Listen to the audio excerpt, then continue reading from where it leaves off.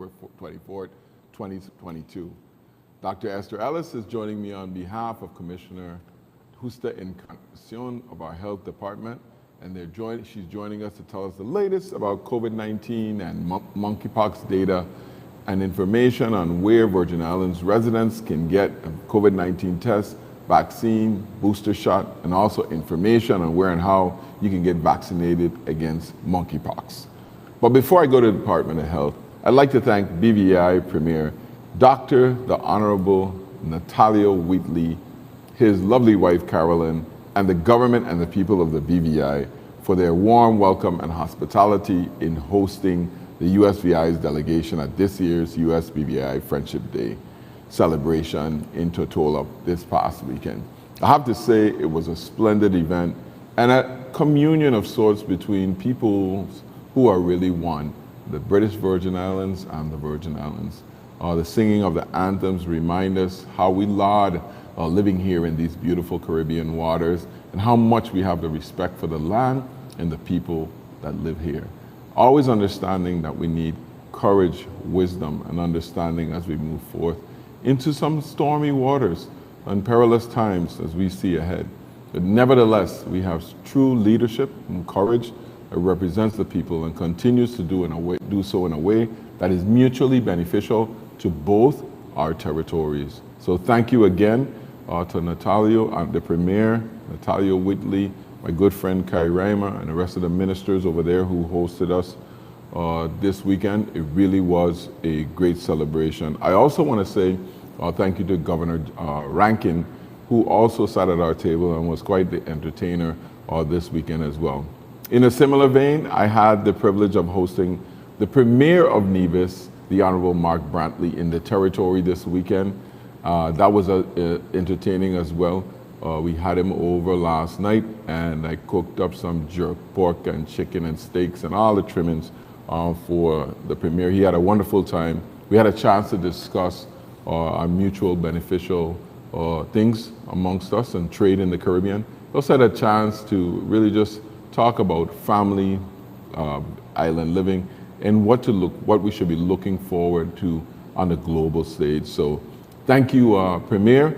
He was also joined by three of his other ministers that were there as well for a good time and for joining us here in the Caribbean. Joining us here in the Virgin Islands to celebrate this weekend. Now, without further ado, I'll go to Dr. Ellis and the Department of Health.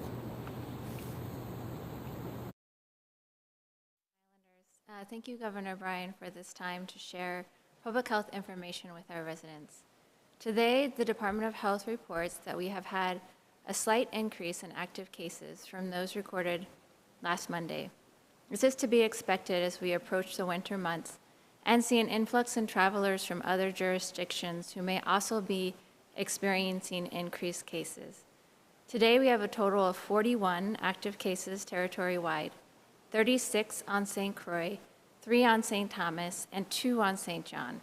And our hospitalizations territory-wide total 4, 1 on St. Croix at Wanaflui, and 3 on St. Thomas at Schneider Regional Medical Center. As we indicated previously, COVID-19 has become endemic. This means it will always be circulating in our community and other communities elsewhere. However, when case numbers increase, people should be more deliberate in how we do things. We all know the precautionary steps to take. The new Omicron variants, XBB, BA 4.6, BQ1, BQ 1.1, and BF7 are predicted to be more contagious. So every little precaution each of us individually takes in the coming months can have a tremendous benefit for our Virgin Islands as a community. By getting vaccinated or boosted, or even temporarily returning to some of the basics when the situation warrants, like hand sanitizing, wearing a mask when in crowded settings, or even increasing your social distance from others can help decrease the spread of the virus. Again, the Department of Health would like to appeal to all Virgin Islanders to get vaccinated and boosted, especially as winter approaches and our tourism season gets into full swing. We are also asking residents to consider getting the annual flu shot, especially those who are immunocompromised. As always, the vaccines are available at DOH clinics on all 3 islands, Vaccines for children are available at MCH clinics.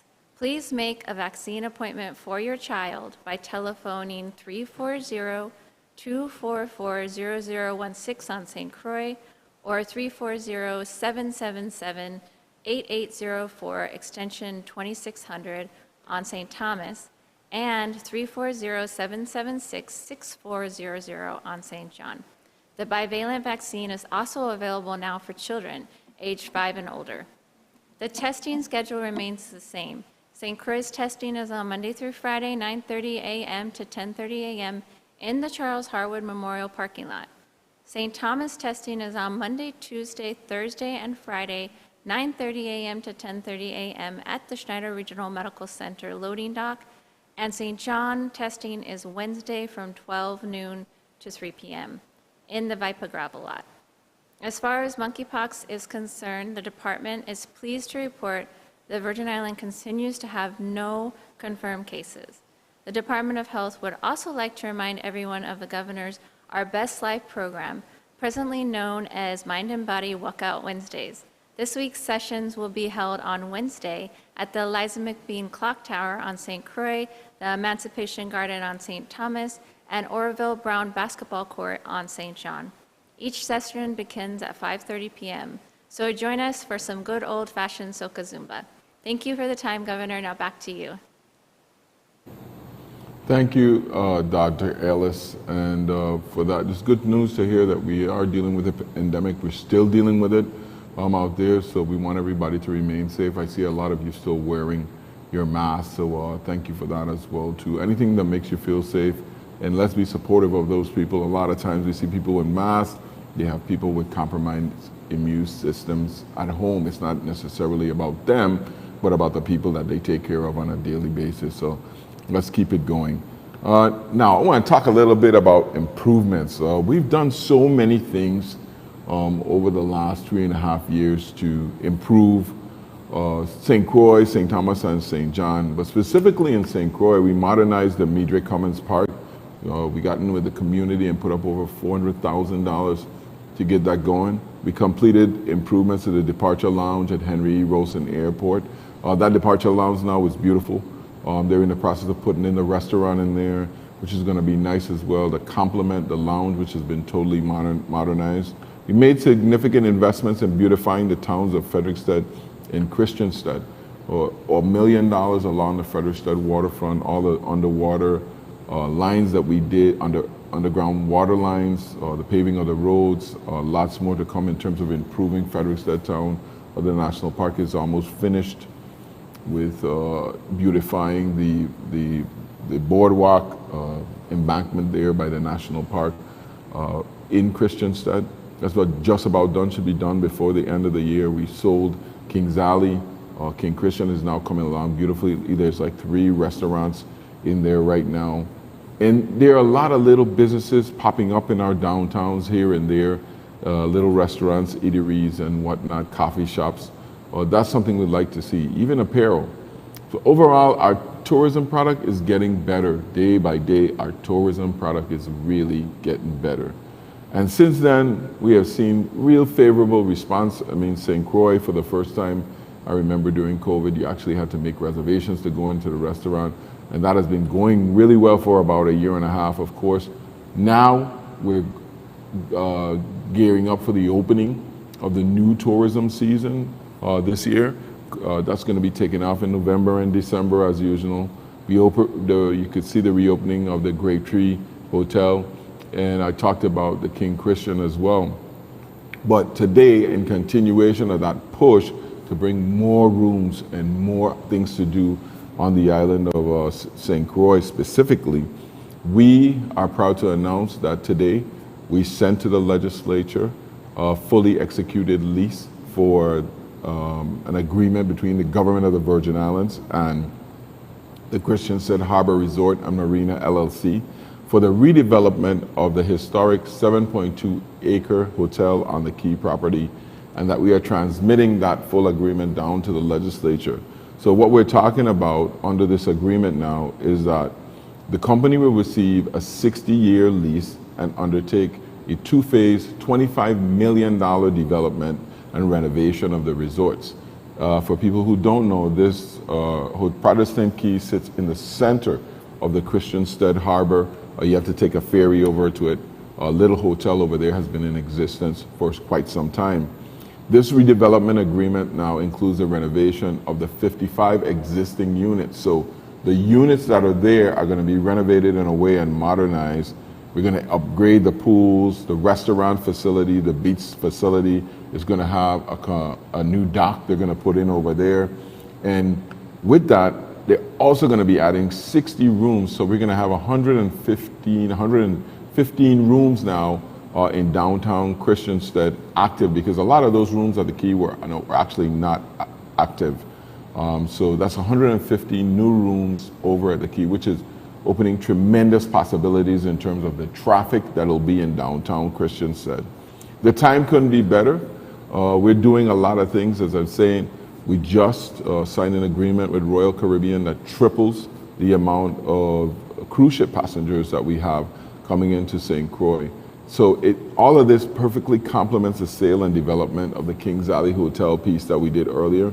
So now Kings Alley and Fort Christian are separated by a lot. They're going to build rooms and connect those two hotels, which is really good because, you know, the smaller hotels have a lot of cost in terms of being able to provide maid service, reservation system. The unification of all these hotels now creates greater synergies and greater buying power in terms of the owners of those hotels. So we're really excited about that, about the finishing of the boardwalk and some other developments that we have going on around that. So this is a big win again for St. Croix. But yeah, I know we're still waiting for that mega hotel to drop, but in the meantime, all of these smaller hotels coming on board, coming up is great for St. Croix. I'm also looking forward to the Hibiscus Hotel coming back online, as they should start construction on that soon. I'd like to remind everybody that today is World Polio Day, and in conjunction with the St. Croix Rotary Clubs, I'm encouraging each of you to join me and Rotary International in the fight for a polio-free world. We are very close to ending polio, and now is our chance to change the world and to ensure that no child is ever disabled by polio again. Join in, speak out, donate, and be a part of his history. Visit endpolionow.org for more on how you can help. Now, I want to end today with a little message to my public and to you out there. You know, in the last 2 weeks, we lost 3 great people before their time.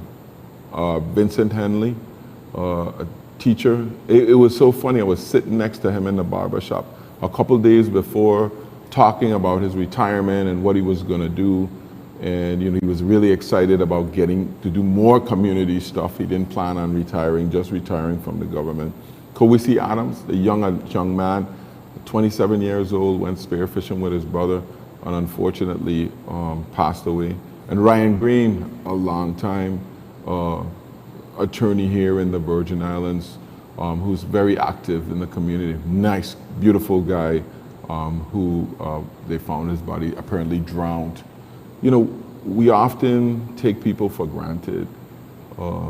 And being in election season now, like our neighbors, brothers and sisters, families sometimes get vicious and they're fighting over what's going to be done in 2 weeks and a day.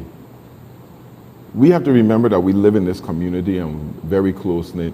And when you hear the tragedies for these 3 families, Henleys, the Adams and the Green, our condolences go out to their families, but we could never replace those people, what they meant to their families and what they meant to the Virgin Islands. Each of us have loved ones just like this that we take for granted every day. People that you probably may be at odds now with for whatever reasons. Life is so precious and so short. I just want to encourage everybody to be kind to somebody they love today. Tell them you love them. You know, you never know when some tragic accident will snatch these people out of your life. You know, we always say stronger than ever, but there are a lot of people in the community that are under duress, physical, mental, financial burdens, whatever it is. Reach out and check on somebody.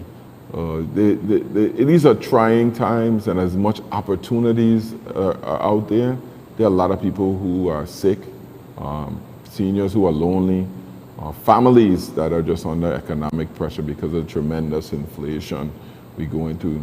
Every day, I get up and I try to make it easier for Virgin Islanders, figure out ways that we could help. And sometimes it's just a smile or a friendly air or answering an email, but it counts.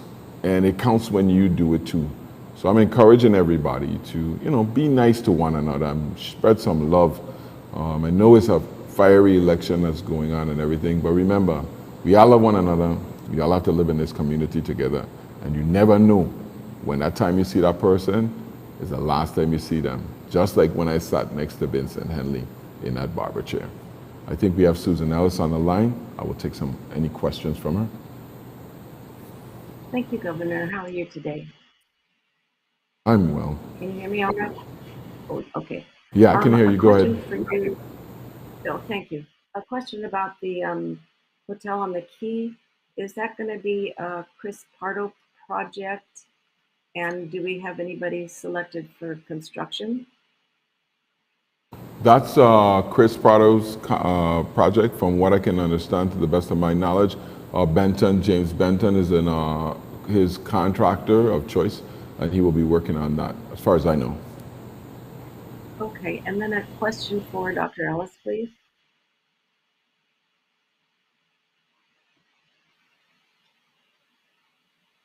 Good afternoon, Dr. Ellis. Can you hear me? It's very soft. Would you mind repeating your questions, Susan? Sure. I have two questions for you. One is the people that are hospitalized with COVID, are they vaccinated? The 4 individuals in the hospital for COVID, I don't know if they're vaccinated or not. Usually hospitalized individuals are not, but I can get that information for those 4 specific ones and let you know before the end of today. Okay, that would definitely help. And then I was confused when you were talking about children vaccines and the flu shot. Are you encouraging children to get the flu shot? Yes, definitely. Children can actually get the new bivalent COVID vaccine, which protects against the newest variants of COVID, and also the flu shot. Children, elderly individuals, that are immune compromised, are at most risk of severe illness from the flu, and so they definitely would need to get the flu shot as well prior to our flu season. Okay, great. Thank you. Thank you. That is for questions from the press? I go from here right on to WSTA 1340 with Roosevelt and Victor. Make sure you tune in. If you have some questions that you didn't have a chance to ask me here, you can ask me then. Until then, God bless you. Have a fantastic week. Love you.